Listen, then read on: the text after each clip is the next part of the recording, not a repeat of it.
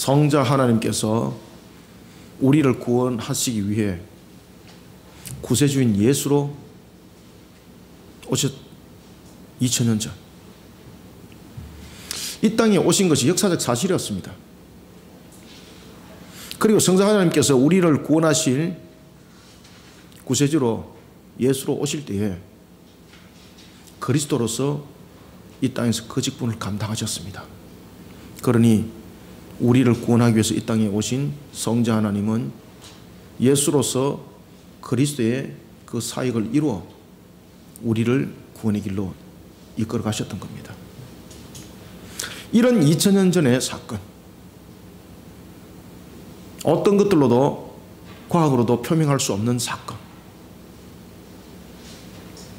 신비적 사건을 통해서 이 땅에 오신 예수님의 성육신, 성자 하나님께서 이 땅에 오실 때에 그분은 참 아담이 되셔야만 했습니다. 이를 위해서 그분은 한 여인의 몸에 잉태되고 그 여인의 몸을 통해서 혈과 육을 취하게 됩니다. 이때 성령으로 잉태하사 죄 없는 참 아담의 몸으로 성육신 하셨으니 이런 그리스도를 가리켜서 둘째 아담이라고 칭하는 겁니다. 성자 하나님께서 사람의 몸을 취하시고 이 땅에 오실 때였습니다. 하나님께서는 이 사실을 한 여인에게 알게 합니다. 사랑하는 성도 여러분, 우리는 예수 그리스도의 접붙임 받은 자들입니다. 우리가 그리스도인이 된 것은 우리는 예수 그리스도의 접붙임을 받은 자들입니다. 하나님의 은혜가 아니었다면 저와 여러분들은 오직 한 곳, 갈 곳은 불못밖에 없었던 것입니다.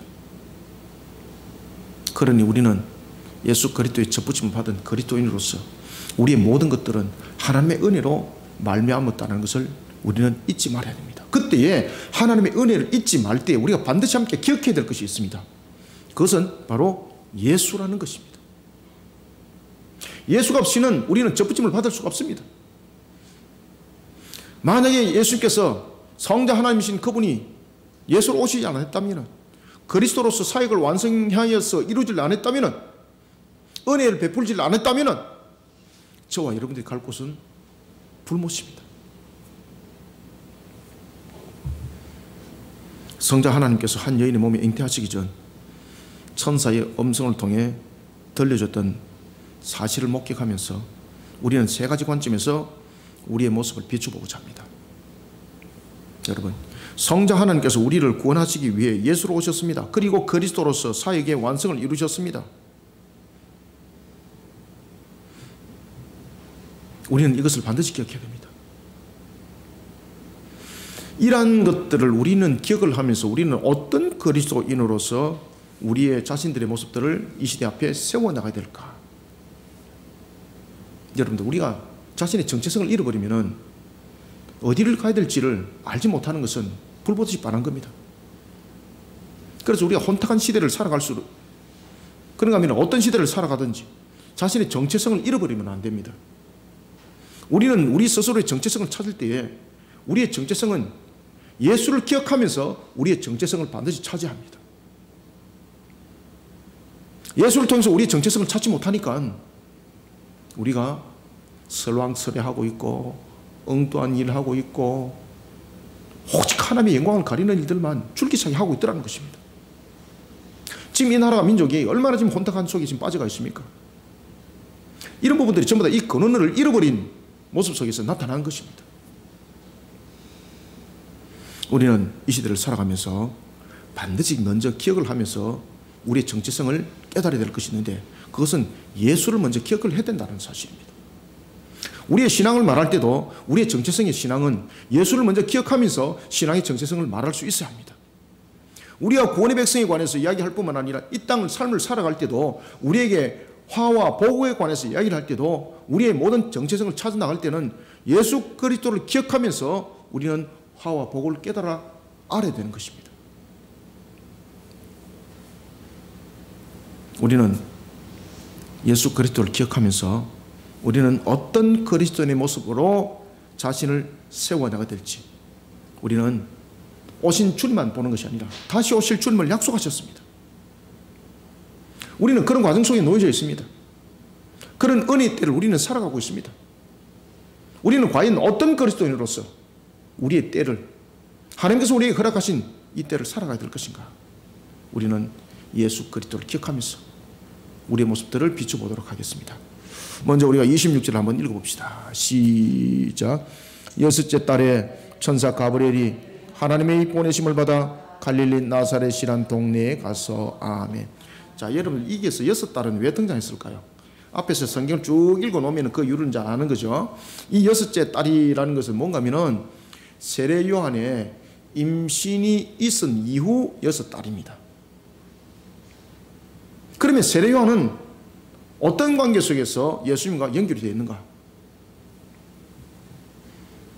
우리는 제일 먼저 예수를 기억하면서 26절부터 27절 통해서 제일 먼저 첫 번째는 구원을 이루기 위한 하나님의 약속의 말씀입니다. 지금 여기서 말하고 있는 여섯째 달이라는 것도 우리의 구원과 관계되어 있고요. 그 다음에 여섯째 달에 되어서 가브리엘 천사장이 한 여인에게 나타나서 여러 가지 것들을 전달하고 있는 이 상황도 전부 다 무엇으로 연결되는 겁니까? 구원을 이루고자 하는 하나님의 약속의 말씀대로 이 땅에 오실 예수에 관해서 이야기를 하는 겁니다. 따라서 우리는 제일 먼저 첫 번째, 구원을 이루기 위해 약속의 말씀대로 이 땅에 오신 예수를 기억해야 됩니다. 그리고 다시 오실 주님의 약속의 말씀을 믿음으로 바라봐야 합니다. 그런 가운데에 우리는 우리에게 그렇게 하신 이 날을, 우리는 오늘도 종말을 살아가고 있는 이 날을 충실히 살아가야 합니다. 구원을 이루기 위해 약속의 말씀대로 이 땅에 오신 예수를 기억하며 다시 오실 주님의 약속의 말씀을 믿음으로 바라봐야 합니다. 그리고 그 날을 충실히 예배하는 종말의 그리스도인으로서 우리는 자신을 세워야 합니다. 예수님보다 6개월 앞서서 한 아이가 늙은 노부부 사이에 잉태됩니다. 이 노부부는 젊었어도 자녀를 잉태하지 못했습니다. 두 사람 다 불임 상태에 놓여 있었습니다. 창세기 마치 보면 아브라함과 사라와 같은 모습. 그런데 이 노부부가 아이를 임신을 하게 되는 겁니다. 세상의 상식으로 보면 이것은 불가능입니다. 세상의 상식을 벗어난 놀라운 일이 일어난 겁니다. 그러나 누가복음 1장 36절 이하에 보면 이 노부부였던 사가랴와 그리고 엘리사벳, 이 사이의 잉태는 바로 하나님의 뜻을 이루기 위한 하나님의 일하심이 있었다는 것을 우리는 알 수가 있습니다. 그래서 지금 오늘 본문에 보면 26절에서 여섯째 달에라고 말하는 것은 바로 이 사건들을 이야기를 하고 있는 겁니다. 그러면 이 아이가 예수님이 이 땅에 오시기 6개월 앞서서 이 아이가 잉태될 이유가 있는가? 이사야서 40장 3절이 이 아이에 대해서 예언합니다. 예수님보다도 6개월 앞서서 세례 요한의 잉태는 바로 주의 길을 예비할 자로서의 말씀의 성취였습니다. 그러면 예수님의 잉태는 어떻게 될까요? 소식을 전하는 천사장이었던 가브리엘이 한 여인을 찾아갑니다. 오늘 본문에 보면은 누가는 예수님에 관한 그 소식을 전하는 부분에 대해서 이것을 매우 명확하게 하나님의 소식의 전달을 전하는 천사장이었던 가브리엘에 의해서 이 내용들이 전달되어졌습니다라는 것을 그가 기록을 합니다. 여러분, 누가는 사실의 복음을 적는 대표적인 사람입니다. 그죠? 이 사실에 대해서라고 여러분들 복음을 적었던 것처럼 말입니다. 사도행전은 누가 기록했습니까? 사도행전을 누가 기록했느냐고요? 누가가 기록했습니다. 누가가. 그 누가가 이 누가를 기록을 했습니다. 어사였던 그가 사실에 대해서 복음을 적는 겁니다. 그때 하나님께서 예수의 잉태에 관해서 마리아를 통해서 그가 직접 들었던 것도 있지만 하나님께서 그에게 조명해 줍니다. 그러면서 가브리엘이라는 단어가 딱 등장을 하는 겁니다. 이 가브리엘을 통해서 6개월 앞서 한 아이가 태어날 그 아이는 메시아가 아니었습니다. 예수 그리스도보다 6개월 앞서서 태어날 아이는 바로 오실 메시아를 예비할 자로서의 사역을 이룰 자였습니다. 그래서 그 아이를 사가랴와 엘리사벳 노부 가운데 잉태케 한 겁니다.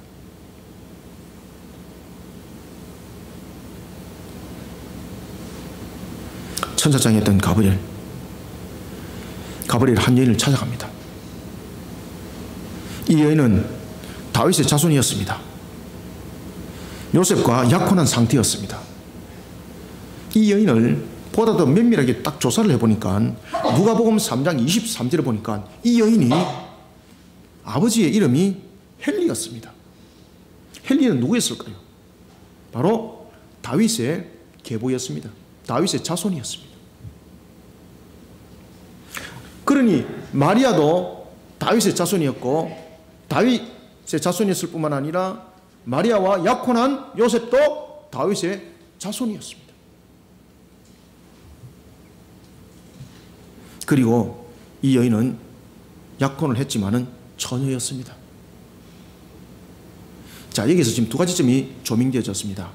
가브리엘이 왜 이 여인을 찾아갔는지에 대해서 두 가지가 지금 조명이 되었습니다. 하나는 무엇이 조명되었습니까? 다윗의 혈통이라는 것. 그 다음에 두 번째는 이 여인이 어떤 상태라는 것. 처녀라는 것. 이 두 내용들이 전부 다 말씀의 성취입니다. 그 이름은 마리아였습니다. 가브리엘 천사장이 이 여인을 찾아간 이유는 무엇입니까? 먼저 우리가 기억을 한번 해봅시다. 아담이 죄를 범할 때에 그 행위로 범한 죄로 말미암아서 온 인류는 죽음의 저주 가운데 놓여지게 됩니다. 이때 하나님께서 우리를 사랑하사, 누구를 사랑하사? 우리를 사랑하사. 요한복음 3장 16절이 그 사실을 증가하고 있죠. 우리를 사랑하사. 창세기 3장 16절을 통해서 구원의 뜻을 이룰 것을 언약합니다. 이때에 그 언약의 내용 속에 보면은 여인의 후손이 있습니다. 그리고 또한 그 여인이 처녀로 아이를 잉태할 것이 언약되어집니다. 그것이 창세기 3장 16절입니다.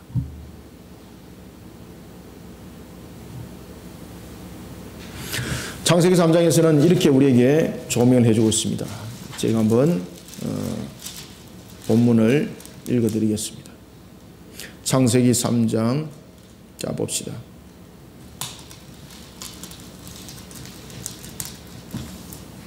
창세기 3장 15절. 내가 너로 여자와 원수가 되게 하고 내 손도 여자의 후손과 원수가 되게 하리니 여자의 손은 네 머리를 상하게 할 것이요 너는 그의 발꿈치를 상하게 할 것이니라 하시고. 아멘.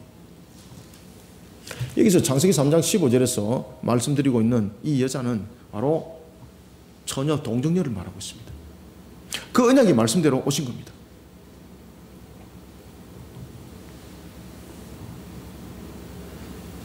여기에 대해서 이사야서 7장 14절도 예언합니다. 보라, 처녀가 잉태하여 아들을 낳을 것이요 그 이름을 임마누엘이라 하리라. 아멘. 그런가 하면 또한 예레미야서 33장 15절부터 17절은 다윗의 계보를 통해 아담의 몸을 입고 메시아가 이 땅에 오실 것을 예언합니다. 예수님께서는 다윗의 계보를 통해 메시아로 올 것이 약속되었던 그 언약의 말씀의 성취를 이루기 위해 이 땅에 오심이었습니다. 그러니 오늘 본문에 보면은 가브리엘이 6개월이라는 이 단어를 통해서 앞뒤를 설명할 때 전부 다 말씀의 성취라는 겁니다. 언약하셨던 내용대로 그대로 주님께서는 오셨다는 겁니다. 그리고 또한 오실 것이라는 겁니다. 우리는 이 속에서 깨달아야 되는 것이 있습니다. 하나님께서 우리에게 약속을 하실 때 먼저 말씀으로 먼저 조명해 주셨습니다. 전혀 모르는 상태에서 주님께서 내가 너희들과 약속했다 말하지 않습니다. 이미 먼저 말씀을 통해서 우리에게 약속을 주셨고 그것을 조명해 주셨습니다. 그리고 그 약속의 말씀의 성취로 모든 것들을 이루어가는 것이 우리의 구원의 내용이라는 겁니다. 이것을 창세기 3장 15절에서 말씀하셨고 그것을 이사야 7장 14절에서 그리고 또한 예레미야서 33장 15절부터 17절에서 말씀을 조미해 준 그 예언의 말씀대로 그 성취를 이름이 바로 예수 그리스도가 여인의 몸에 잉태됨이었습니다. 그리고 또한 다윗의 계보를 통해서 잉태됨이었습니다. 처녀의 몸을 통해서 잉태됨이었습니다. 마리아와 그 남편 요셉은 다윗의 계보였습니다. 마리아는 다윗의 계보임과 동시에 또한 처녀였습니다. 이 여인은 아주 경건한 사람이었습니다. 26절부터 27절 두 절 한번 읽읍시다. 시작. 여섯째 딸의 천사 가브리엘이 하나님의 보내심을 받아 갈릴리 나사렛이란 동네에 가서 다윗의 자손 요셉이라 하는 사람과 약혼한 처녀에게 이르니 그 처녀의 이름은 마리아라. 아멘. 사랑하는 성도 여러분, 우리의 구원을 이루기 위해 성자 하나님께서 예수라는 구세주로 오셨고 그리스도의 사역을 이룬 것은 우리의 죄를 대속할 것에 대한 예언의 성취였습니다. 하나님은 여러분 불변하십니다. 하나님께서 약속하심은 불변하십니다. 하나님은 우리를 이미 축복하셨습니다. 이 축복은 불변하심입니다. 이런 하나님께서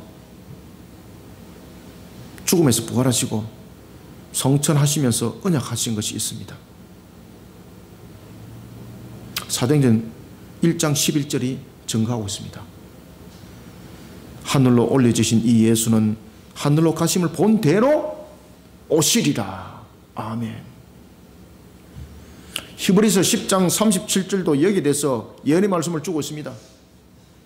잠깐 후면 오시리가 오시리니 지체하지 아니하시리라. 아멘.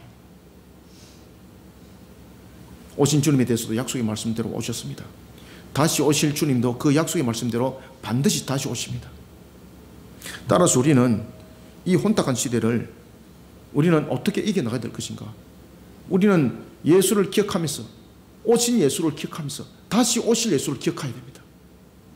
반드시 하나님의 말씀대로 오십니다. 그러면 다시 오실 예수를 우리는 어떻게 기억하면서 우리의 모습들을 세워나가야 되는가? 그래서 종말에 예언의 말씀을 준 것이 있습니다. 종말에 예언의 말씀을 줄 때에 주님께서 이런 말씀을 하셨습니다. 내가 오기 전에 여기서 저기서 내가 그리스도라 하면서 일어설 것이다. 그런데 믿지 마라. 그거 전부 다 적그리스도다. 그런데 그 적그리스도들이 놀라운 능력을 발할 것이다. 심지어 마치 죽은 자를 살린 것 같은 그런 능력도 일으킬 것이다. 그런데 믿지 마라. 미혹한 영이니 그것을 믿는 자들은 반드시 넘어질 것이다. 그래서 주님께서 말씀하십니다. 7교회를 향해서 말씀하십니다. 에베소 교회를 향해서 뿐만 아니라 라오디게 7교회를 향해서 말씀하십니다. 귀 있는 자는 성령이 교회들에 하는 말씀을 들으라 하였습니다. 그 7교회를 향해서 주님께서 나타날 때에 7 금촛대 속에 나타날 때에 불꽃 같은 눈동자뿐만 아니라 입에는 이 한 날에 쓴 금이라 하였습니다. 말씀으로 모자하지 않으면 이 시대는 못 이겨나갑니다. 노아가 방주를 지을 때에 하나님께서 말씀하십니다. 고패를 나무 가지고 방주를 지으라 했습니다. 그리고 역청을 안팎을 발라라고 그랬습니다. 방주가 십자가라면은 우리는 구원의 말씀과 그리고 다시 오실 주님의 예언의 말씀에 대해서 안팎으로 바르지 않으면은 물이 새서 침노당하여서 무너짐을 당하게 되어 있습니다. 반드시 우리는 구원의 말씀과 예언의 말씀으로 우리를 무장시키게 합니다. 그래서 주님께서 말씀하시지 않습니까? 곧 내가 올 것이다. 곧 내가 올 때에 이미 적그리스도는 이미 와가 있다. 그러니 너희들이 이들을 분별할 수 있어야 된다. 무엇으로 우리가 분별하겠습니까? 우리가 하나님의 말씀으로 우리를 동임하지 못하면 우리는 영적 분별력이 생기지 않습니다.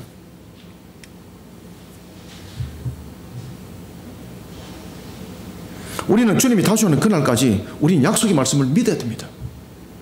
그리고 그 약속의 말씀 속에 우리를 견고하게 세워나갈 뿐만 아니라 누가복음 19장 13절의 모습처럼 그 비후에 나타나고 있는 10문화를 가졌던 종의 모습처럼 우리는 주님을 위해서 헌신하는 사역을 펼쳐나가야 합니다. 그래야만 영적 전투 속에서 우리는 이길 수가 있는 겁니다. 우리는 분명히 주님의 군사인데 주님의 배를 타지 않고 상선을 타버렸습니다. 그럼 이건 군사 아니에요. 주님의 배를 타야 되는 거예요.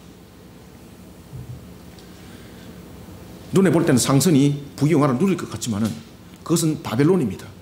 무너져도 다 바벨론이요. 아시겠습니까? 세속의 상선을 타면 안 됩니다. 그래서 우리는 앞에도 제가 서두에도 말씀드렸던 것처럼 우리의 모든 삶들을 통해서 우리가 반드시 기억해야 될 것은 우리의 근원적 측면에서 무엇으로부터 출발해야 되는가를 우리는 반드시 인지해야 된다. 삶들에 대해서 인지할 때도 마찬가지고 우리의 신앙에 관해서 인지할 때도 마찬가지고 종말에 관한 모든 부분들을 인지할 때 모든 출발점은 예수를 먼저 기억해내야 된다는 거예요. 아시겠습니까? 오신 예수를 기억해내야 되는 것이고 다시 오실 주님을 예수를 기억해내야 되는 것. 이런 속에 우리의 정체성이 생겨나는 겁니다. 그래서 오신 주님께서 다시 오실 때에 뭐라고 말씀하고 있습니까? 내가 심판하리라. 내가 심판하리라. 반드시 심판하리라. 우리는 다시 오시는 주님을 반드시 오신다는 그 사실을 확신하고 하나님의 말씀으로 우리를 동의매어야 합니다. 하나님의 말씀으로만 동의매일 것이 아니라 열머나 사건 비유를 통해서 주님께서 이미 우리에게 조명해 주었습니다. 이 열머나의 사건은 우리에게 무엇을 비유를 하고 있습니까? 바로 충성된 종이었습니다. 주인이 시키는 일에 대해서 충성 다하는 종이었습니다. 주님께서 우리에게 다시 오실 그날을 향하여 우리에게 주신 말씀이 있습니다. 그래서 그것을 우리가 지상대위임령이라고 마태복음 28장 18절부터 20절을 통해서 우리가 조명하지 않습니까? 하박국 2장에서도 그 이야기를 하잖아요. 달리는 말 위에서도 하나님의 말씀을 흔들지 않고 읽으려고 그러면은 판에 새게 된다고. 환난의 때 이겨나갈 수 있는 것은 하나님의 말씀대로 우리가 그것을 실천해 나가고 새기는 바로 열머나를 가졌던 종의 자세와 같이 하나님의 나라를 위해서 주님께서 우리에게 주신 그 명예에 대해서 헌신하는 종의 사역을 펼쳐나갈 때에 우리는 영적으로 무너짐을 당하지 않습니다. 그러면은 또한 이런 주님의 사역을 펼쳐나갈 때에 우리가 헌신적 사역을 펼쳐나갈 때에 우리의 모습들 속에서는 분명히 침노당함이 있습니다. 그런 영적 전투 속에서 일어나는 사건들이 있습니다. 그러면 그런 사건들을 통해서 우리는 어떻게 되는가? 야고보서 5장 7절과 요한계시록 2장 25절이 말하고 있습니다. 데살로니가 4장 12절이 조명해주고 있습니다. 인내하라. 인내하는 신앙을 가지라. 인내하는 신앙도 어디로부터 조명되어져야 되겠습니까? 바로 예수를 기억하면서, 예수님께서 십자가에 매달렸던 그 고난을 기억하면서, 그런가 하면 그 고난만 있는 것이 아니라 그 고난이 우리를 구원의 길로 인도했던 것을 함께 바라보면서 다시 오실 예수를 기억해야 되는 거예요, 여러분들. 그래서 우리는 항상 오신 예수를 기억하고 다시 오실 예수를 기억하는 그런 말씀의 신앙 속에서 우리를 세워나갈 때에 경감이 이루어지는 것입니다. 인내하는 신앙으로 마귀의 세력과 영적 전투를 이겨나가야 합니다. 그리고 불신자들 앞에서 정직한 삶을 살아가는 그리스도인이 되어야 됩니다. 지금 정치 끈앞풀들 보십시오. 정치 품앗이들 보십시오. 오늘은 절간에 가서 엎드리고 내일은 교회 와서 예배드린 채 하고 뭔가 것들이 막 다 댕기는 거. 잡신이죠, 잡신. 신앙을 팔아먹는 자들이죠. 그 신앙을 통해서 표를 받겠다는 거예요. 하나님 절대 기뻐하지 않습니다. 그러니 이 나라가 힘든 거예요, 여러분들 아시겠습니까? 이 나라가 그래서 힘든 거예요. 삼천리 방방곡에 세워진 것이라고는 전부 다 우상이 터뜨리고, 이 나라 국보라고 보물이라고 말하는 것들 전부 다 보면 우상 숭배들이고, 그러니까 이 나라가 힘든 거예요, 여러분들 아시겠습니까? 우리는 오신 예수님을 기억하고 다시 오실 예수님을 기억하셔야 되는 거예요. 그럴 때 우리의 정체성은 이 무엇이 잘못됐다는 것을 알게 되는 거예요, 여러분들요. 그 속에 말씀이 조명함이에요. 그러면서 나라가 보이면은 무엇이 잘못된지 눈에 환하게 보여요, 여러분들요. 약속의 말씀대로 이 땅에 오신 예수를 기억해야 됩니다. 그리고 다시 오실 주님의 약속의 말씀을 믿음으로 바라볼 수 있어야 합니다. 그러면서 우리는 그날을 충실히 예배하는 종말의 그리스도인으로 자신의 모습을 세워가는 우리 모두가 되기를 소원합니다. 그러면 두 번째는 우리가 예수를 기억하면서 우리의 모습들이 어떻게 세워져야 되겠는가. 자, 28절 한번 봅시다. 한번 읽어봅니다. 시작. 그들에게 들어가 이르되 은혜를 받은 자여 평안할지어다 주께서 너와 함께 하시도다 하니 처녀가 그 말을 듣고 말을 듣고 놀라 이런 인사가 어찌함인가 생각하며 아멘. 29절까지 읽었습니다. 우리는 28절부터 여러분 30절 한번 딱 조명을 해보십시오. 자, 28절부터 30절에 공통된 것이 나오죠. 무엇이 나옵니까? 공통된 것이 무엇이 나와요? 은혜라는 것이 나오잖아요. 은혜. 그런데 은혜를 이야기할 때 처음에는 은혜 입은 자라고 말하고 있고 그 다음에는 두 번째는 뭐라고 말하고 있습니까? 은혜 받은 자라고 말하고 있고 그 다음에는 두 번째는 3절에서 은혜를 입었느니라 라고 말하고 있습니다. 자, 여기서 여러분 주목하셔야 됩니다. 이 굉장히 중요한 내용들이 요 속에 있습니다. 우리는 두 번째 28절부터 30절 통해서 구원은 인간의 어떤 요소로도 말미암지 않는다는 것이 바로 은혜 받은 자와 은혜 입었느니라 이 속에 있습니다. 구원은 인간의 어떤 요소로 말미암는 것이 아니라 하나님의 전적인 은혜가 묻어있는 예수 그리스도의 십자가를 통해서라는 사실을 우리는 반드시 기억해야 됩니다. 그리고 주님의 십자가를 세상 가운데에 흘려보내는 은혜의 그리스도인이 되어야 됩니다. 주님 십자가를 흘려보내야 됩니다, 여러분들. 그래서 여러분 창세기 보시면은 우리가 에덴 동산에서 네 강이 흐르지 않습니까? 비손과 기온과 히데일과 유브라데 네 강이 흐르는 것은 이 부분들이 에덴으로부터 일어났던 그 은혜가 세상 가운데 흘려보내는 겁니다. 하나님으로부터 보내심을 받은 가브리엘, 그 가브리엘 천사장이 마리아에게 소식을 전할 때였습니다. 가브리엘이 마리아에게 하나님의 말씀을 전한 말 가운데 반복적 의미 속에서 주어진 것이 있습니다. 그것은 바로 28절에 은혜를 받은 자여라는 호칭과 함께 30절에 은혜를 입었느니라 라는 말씀입니다. 일반적으로 여러분 은혜라는 것은 신명기 7장 7절부터 8절에 따르면 하나님께서 거저 주시는 것을 은혜라고 말합니다. 일반적으로. 특히 마리아를 향해서 은혜를 입은 자 그리고 은혜를 입었느니라 라는 이 말씀 가운데는 매우 의미심장한 말이 두 가지가 딱 숨겨져 있습니다. 어떤 뜻이 숨겨져 있을까요? 그래서 나중에 마리아가 자신의 지식과 자신의 능력으로 못 깨닫습니다. 성령께서 나중에 깨닫게 하는 거예요. 깨닫게 하면서 나중에 마리아가 뭐라고 말하는가 하면 주의 뜻대로 나를 통해서 이루어지게 하옵소서라고 말하는 거예요. 고백이. 처음에는 마리아가 이것을 못 깨닫습니다. 은혜 입은 자와 은혜 입었느니라는 통해서 두 가지 점이 굉장히 강조되고 있습니다. 나중에 뒤에 마리아가 깨닫습니다. 첫 번째는 뭔가 하면 하나님의 선택이 강조되고 있습니다. 내가 너를 선택했다는 뜻이에요. 이 말은 내가 너를 선택했다. 그리고 두 번째는 무엇이 강조됩니까? 하나님의 일하심이 강조되는 거예요. 하나님의 일하심. 그래서 은혜라는 단어가 딱 생기는 거예요. 그래서 은혜를 입은 자여라고 말하고 있는 거예요. 그리고 또한 은혜를 입었느니라라고 말하고 있는 거예요. 이 속에는 무엇이 있습니까? 하나님의 일하심입니다. 전적인 하나님의 일하심. 이 두 가지가 강조되고 있는 겁니다. 그 일하심은 바로 마리아의 몸에 한 아이가 잉태되는 것이었습니다. 일반적으로 여러분 처녀 몸에 그것도 약혼한 상태에 있는 여인의 몸에 그것도 약혼자가 아닌 다른 방법으로서 여인이 임신을 했다. 유대사회에서 살아남을까요? 어떻게 될까요? 유대사회 입장에서는 용납되지 않는 일입니다.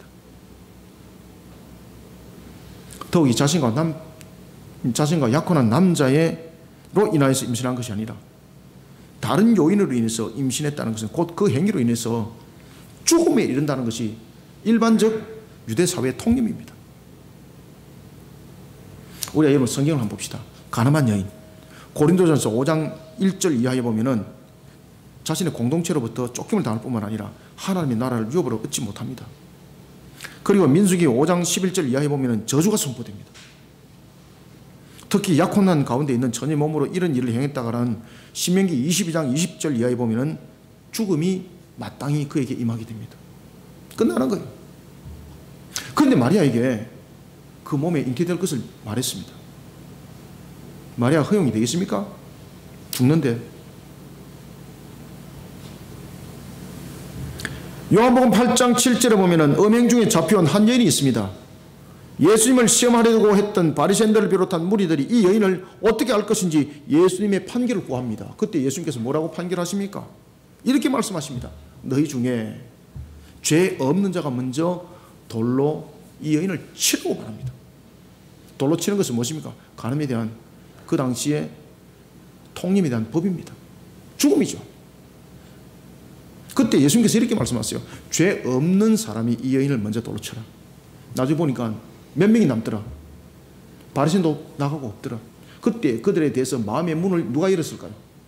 하나님이 그들의 죄를 마음의 문을 통해서 다 열어버리는 거예요. 자신의 추잡한 것들 다 보이는 거예요. 그러니 돌로 칠 수가 없는 거예요. 그러니 참나 물러갔던 거예요. 약혼한 여인이 약혼한 남자의 아이가 아니라 다른 방법으로 임신된 것, 곧 죽음을 불러오는 무서운 결과를 초래한다는 것, 마리아는 너무나도 잘 알고 있습니다. 유대인들은 너무나도 잘 알고 있습니다. 그런데 가브리엘 천사장이 나타나서 마리아의 몸에 한 아이가 잉태될 것을 말합니다. 그래서 한 아이가 잉태될 것을 말할 때 먼저 무엇을 조명해 주고 있습니까? 은혜 받은 자유라고 먼저 말하고 있는 거예요. 그리고 은혜 받은 놈이라고 말하고 있는 거예요. 이 속에서 무엇을 조명하고 있습니까? 이 모든 부분들은 바로 하나님이 선택했다는 겁니다. 그리고 이 일은 하나님의 일하심이라는 겁니다. 그러면 마리아는 이것을 어떻게 받아들입니까? 신앙이라는 관점에서 출발했기 때문에 이것을 받아들일 수가 있는 거예요. 우리가 종말을 통해서 이 모든 일들이 일어날 때에 우리가 예수를 기억하는 이런 모습 속에서 우리의 출발점들이 이루어지지 않으면 우리도 이런 하나님의 은혜 속에 온전하게 하나님의 뜻을 이해할 수도 없을 뿐만 아니라 진짜로 그 은혜 속에 우리는 못 들어가는 겁니다. 처음에는 마리아도 이것을 받아들이지 않습니다. 얼마나 놀랐는지 모릅니다. 현실적 측면에서 그에게는 죽음이 초래되는 겁니다. 그런데 은혜 받은 자라고 말하고 있고 은혜 받은 이라를 통해서 성령께서 그에게 하나님의 신앙을 통해서 그의 정체성을 조명을 해주기 시작하는 거예요. 그러니까 그때 비로소 깨닫더라. 내가 어떤 가치고 내가 어떤 존재자고 내가 하나님의 나라를 위해서 어떤 일을 해야 되는지를 알더라는 겁니다. 그러니 이 여인은 나중에 죽음을 무릅쓰고 주님께서 일하시고자 하는 뜻대로 나를 통해서 이루시옵소서라고 말하는 거예요. 그 일을 위해서 네가 선택됐다는 겁니다. 그 일을 위해서 네가 선택됐다는 겁니다. 그리고 그 일은 선택된 것으로 끝나는 것이 아니라 하나님께서 직접 일을 하겠다는 겁니다. 누구를 통해서? 너를 통해서, 너를 통해서. 여러분들은 이런 음성 들은 적 있습니까? 제가 지금 목회를 하고 있는 이유가 바로 이런 음성을 들었기 때문에 제가 목회를 하고 있는 겁니다. 용감하게 하고 있는 거예요, 제가. 마리아는 이제 은혜의 중심에 서게 된 겁니다. 여러분들, 우리가 은혜의 중심에 서려고 그러면요, 하나님의 말씀을 우리가 바르게 조명해야 됩니다. 그러기 위해서는 하나님의 말씀을 우리가 바르게 조명하기 위해서는 우리는 항상 예수를 기억해야 됩니다. 오신 예수와 그리고 다시 오실 예수를 기억하면서 하나님의 말씀이 우리에게 조명되어질 때에 그 속에 성령의 역사를 통하여 우리의 더욱더 깊은 깨달음을 주는 겁니다. 그러면서 나의 정체성과 나의 모습 속에 무엇을 해야 되는지를 성령께서 조명해 줄 때에 아멘이라고 나올 수밖에 없는 거예요. 이런 정체성이 없어버리니까 육신으로 즐거울 때는 아멘인데 정작 주님의 뜻을 이뤄가는 일에서는 잠깐만요, 내가 30분 뒤에 생각해 보겠습니다. 잠깐만요, 일주일 뒤에 응답하겠습니다. 이 전부 다 노멘이잖아요. 주님께서 거둬가 버린 거예요. 네가 보면 선택되었다 그러는데 이렇게 하는 거예요. 우리는 오신 주님과 다시 오실 주님 속에서 우리의 정체성을 찾아야 합니다. 그런 속에 오신 주님과 다시 오실 주님은 말씀으로 오셨습니다. 뿐만 아니라 우리는 이러한 모습 속에 우리의 정체성을 세워나갈 때에 우리는 하나님의 은혜 속에 우리가 세워졌다는 것이고, 또한 하나님께서는 우리를 은혜의 수단으로 또한 우리를 세상 가운데 흘려보내겠다는 겁니다. 우리는 여기에 대해서 반드시 아멘하는 신앙이 되어야 됩니다. 내가 선택되었다. 얼마나 감사해, 그죠? 얼마나 감사해. 네가 선택되었다는 거예요. 네가 선택되었다. 제가 새벽 기도를 마치고 난 뒤에 과거에 제가 이제 목회자가 되기 전에 주님께서요, 제가 지금도 잊어버리지 않습니다. 그 상황을 잊어버리지 않습니다. 요한계시록의 내용을 하나님께서 쫙 펼쳐주는데 제가 미치는 거예요. 제가 환상을 보여주는데 나중에 제가 엉엉 울고 있었습니다. 제가 그때 주님께서 죽은 시체와 같은 나에게 머리에 인을 딱 치는 거, 그를 머리에 인을 딱 치면서 죽은 나를 끌어당기면서 내가 너를 선택했다. 그러면서 저를 어디에 데려가는 거예요? 제단에 데려가는 거예요. 제단에.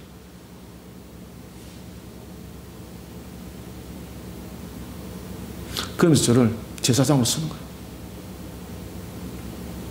제가 그 상황을 정말로 이거는 잊어버릴 수 없습니다. 잊어버릴 수 없습니다.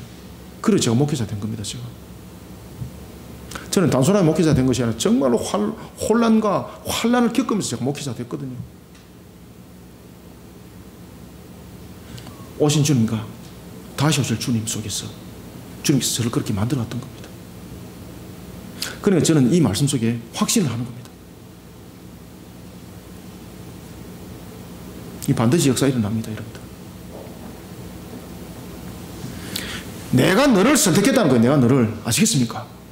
그래서 은혜 받은 자여 은혜 입었느니라 라고 말하는 거예요, 여러분들. 내가 너를 선택했다는 거예요. 내가 너를 선택했다. 처음에는 말해도 못 깨달았습니다. 두려웠습니다. 왜? 죽는 건데 뭐. 그런데 성령께서 깨닫게 합니다.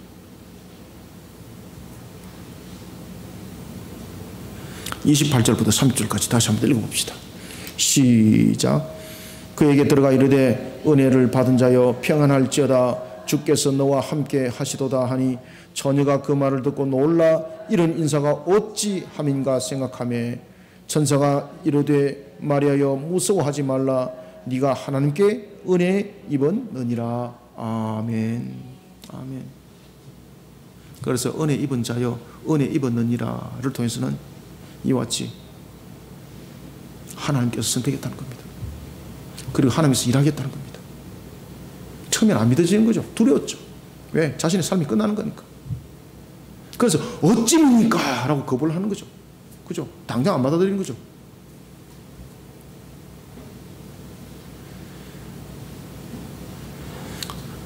사랑하는 성도 여러분, 우리는 하나님으로부터 선택받은 자들입니다. 하나님의 일하심으로 우리는 구원의 백성이 된 자들입니다. 이 거부할 수 없는 거죠. 이런 우리를 향해서 주님께서 기도한 사실이 있어요. 그것이 어디에 있을까요? 요한복음 17장 22절 이하에 보면은 예수님께서 이렇게 기도하셨어요. 내게 주신 영광을 내가 그들에게 주었사오니. 아시겠습니까? 그들에게 주었다는 겁니다. 누구에게? 우리에게.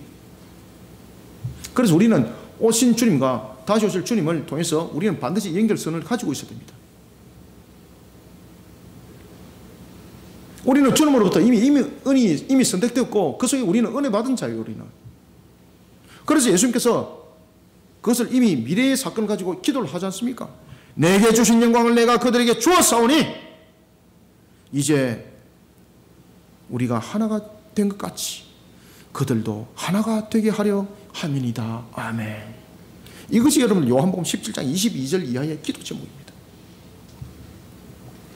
주님의 보혈로 구원의 백성이라는 선택감을 받은 우리는 주님의 십자가로 하나를 이루어야 합니다. 주님께서 우리를 구원한 십자가의 은혜를 내 자신에게 가두어 놓고 묶어버리는 자가 아니라 그 은혜를 비손과 기온과 히델과 유브레처럼 그 은혜를 세상 가운데 흘려보내는 일에 우리는 하나를 이루어야 합니다. 사랑하는 성도 여러분, 마리아가 자신을 통한 하나님의 일하심을 거부했다면 어떻게 됐을까요? 마태복음이 답을 주고 있죠. 쓸모없는 소금은 어떻게 된다 그랬습니까? 버려집니다. 버려집니다. 버려질 뿐만 아니라 세상에서 짓밟힌다 그랬습니다. 분명히 하나님께서 은혜 입은 자여 은혜 입었느니라 하는데 그 은혜를 던져버리는 거예요. 그러면 그 은혜로부터 벗어나면 어떻게 되겠습니까? 짓밟히는 일밖에 없습니다. 이제는 오신 주님과 다시 오실 주님 속에서 우리는 말씀으로 우리의 신앙들을 조명해 나가고 그런 속에 우리는 열머나 사건들을 반드시 기억하셔야 됩니다. 그런가 하면 우리는 하나님의 은혜를 세상 가운데 흘려보내는 일에, 은혜를 받은 자로서 흘려보내는 일에 비선과 기온과 히데일과 유브라다가 되어야 된다는 사실입니다. 여러분, 이것이 얼마나 기쁜 거 아십니까? 처음에 할 때는 괴로운 거 그렇죠? 한번 해보십시오, 여러분들. 얼마나 기쁜지 모릅니다. 얼마나 기쁜지 모릅니다. 내 것을 흘려보낼 때 여러분들요, 얼마나 기쁜지 모릅니다. 잠이 안 온다니까요, 여러분들요. 잠이 안 온다니까요, 여러분. 짓밟히는 소금이 되지 마시길 바랍니다. 쓸모없는 소금이 되지 마시길 바랍니다. 사랑하는 성도 여러분, 하나님의 전적인 은혜가 묻어있는 예수 그리스도 십자가를 통해 우리는 구원의 백성이 되었다는 사실을 기억해야 됩니다. 그리고 자신이 은혜 받은 주님의 십자가를 세상 가운데 흘려보내는 비선과 기온과 히데일과 유브라데가 되는 참된 그리스도인들이 되기를 소원합니다. 그 다음에는 세 번째, 우리가 31절 한번 읽읍시다. 시작. 보라, 네가 잉태하여 아들을 낳으리니 그 이름을 무엇이라 하라? 예수라 하라. 아멘. 마지막으로 우리는요, 예수를 기억하면서 우리는 이런 그리스도인이 됩시다.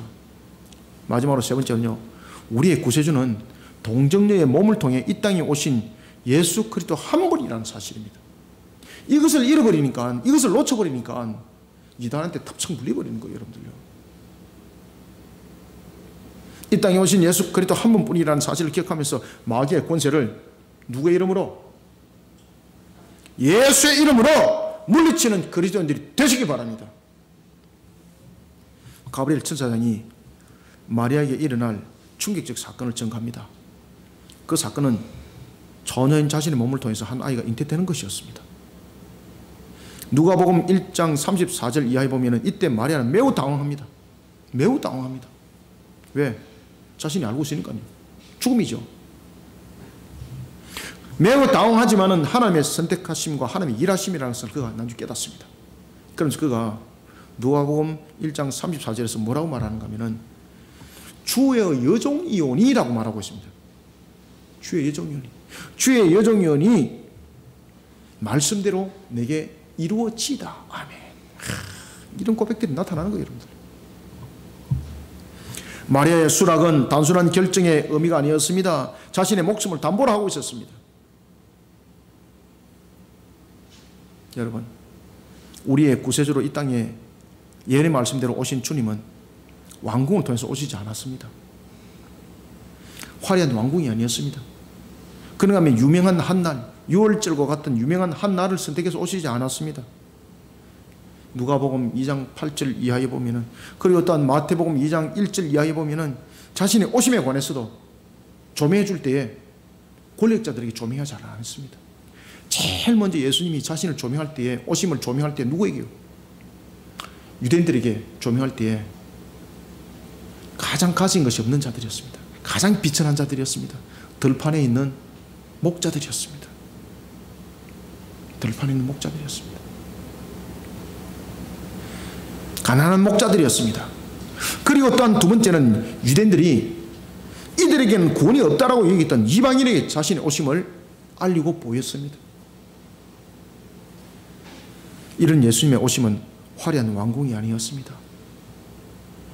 누가복음 2장 7절, 거처할 곳이 없어서 짐승들이 음식을 먹는 구유, 여물을 통해 누워졌습니다. 한 여인의 생명에 따른 결단과 함께 마태복음 1장 18절부터 25절에 의하면 이 여인의 약혼자였던 한 사람의 신앙의 결단에 의해서 이 오심이 이루어졌습니다.